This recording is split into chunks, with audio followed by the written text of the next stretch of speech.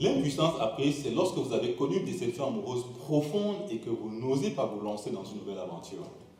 L'impuissance apprise, c'est lorsqu'à l'école primaire, un enfant obtient 2 sur 20 en mathématiques et tout au long de sa vie scolaire, il reste nul dans cette matière. L'impuissance apprise est un phénomène habituellement exploité par les dresseurs d'éléphants. Ce qu'ils font en général, c'est qu'ils prennent un éléphant encore jeune, qu'ils attachent avec une cordelette à un piquet. Une fois devenu adulte et attaché à une cordelette que l'éléphant pourrait aisément briser, celui-ci ne va même pas tenter de s'échapper. Vous allez me demander c'est quoi le rapport avec l'immobilier? Eh bien, figurez-vous qu'il y a de très nombreuses personnes qui depuis plusieurs années ont un projet d'acheter un terrain, mais qui ne l'ont toujours pas réalisé jusqu'aujourd'hui parce que leur esprit est détenu captif par des cordelettes. Serais-tu de cela ou connaîtrais-tu quelqu'un qui est dans une telle situation? Bien, dans cette vidéo, nous éplucherons 3 raisons essentielles pour lesquelles ton projet d'acheter un terrain reste poussiéreux au fond d'un placard. 3 raisons essentielles pour lesquelles ce rêve d'acheter un terrain reste éternellement un vœu pieux. Bienvenue dans cette série de vidéos initiée par la startup Extate et intitulée Vision 360. Moi, c'est Jean-Pierre Péclard. Et avant de continuer, je vais t'inviter, si ce n'est pas encore fait, à t'abonner à cette plateforme pour ne rater aucune de nos publications.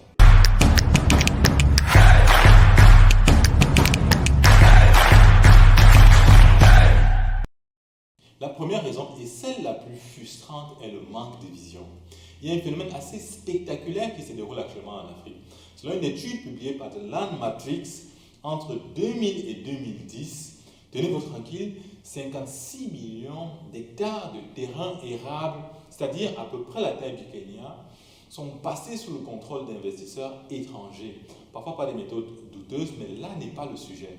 Cela veut dire qu'aujourd'hui, et plus encore dans 30 ans, lorsque nous serons 9,1 milliards d'habitants sur Terre et qu'il faudra loger et nourrir toutes ces personnes, que ceux qui ont acheté des terrains aujourd'hui seraient ceux-là qui feraient les meilleures affaires. Vous vous souvenez, dans les années 2000, la Chine affichait un taux de croissance de son PIB à 2 chiffres. Eh bien, c'est fini ce phénomène de ce côté. Le seul espace dans le monde où on pourrait encore afficher un taux de croissance de PIB à 2 chiffres, c'est l'Afrique. C'est le phénomène qui est appelé en économie la convergence.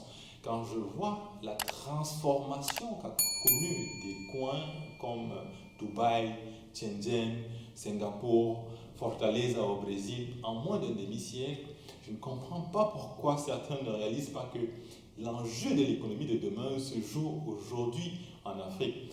À chacun de méditer sur le sujet et d'actualiser son logiciel. La deuxième raison, et non de moindre, c'est la peur.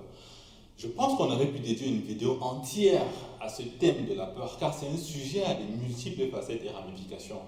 La peur résulte de notre expérience de vie ou de ce qu'on a entendu dire. Je me souviens quand on était encore tout petit gamin, nos parents nous disaient, si tu sors dans la nuit, tu vas rencontrer des fantômes. Et c'était niette de sortir dans la nuit. Et quand par malheur, on se retrouvait à l'extérieur dans la nuit et qu'il y avait un bruit bizarre, c'est limite si on ne rentrait pas à la maison avec des urines sur soi. Notre cerveau agit un peu comme un ensemble de logiciels. On sait par exemple que par nature, les humains aiment se conformer. C'est un logiciel qui a été installé dans notre pensée et qui nous pousse à rester en groupe pour mieux nous protéger du monde extérieur et comme ça mieux assurer notre pérennité et notre survie. La peur, par contre, agit comme un logiciel malveillant, un logiciel virus installé dans notre pensée qui génère l'impuissance apprise. Si nous revenons à notre exemple des éléphants, en 1944, le cirque de Barnum aux États-Unis a pris feu. Il y avait des éléphants qui étaient attachés et qui n'ont même pas tenté de fuir, de s'échapper. C'est ce que peut produire l'impuissance apprise. Regardez le monsieur tenu debout qui est sur le point d'euthanasier un éléphant qui a été cyniquement brûlé, parce qu'il n'a même pas tenté de s'échapper. Et donc lorsque vous avez été victime ou entendu parler d'arnaque, votre cerveau se braque à l'idée d'acheter un terrain. Ce n'est pas étonnant, c'est de l'impuissance apprise. Mais est-ce la solution au problème?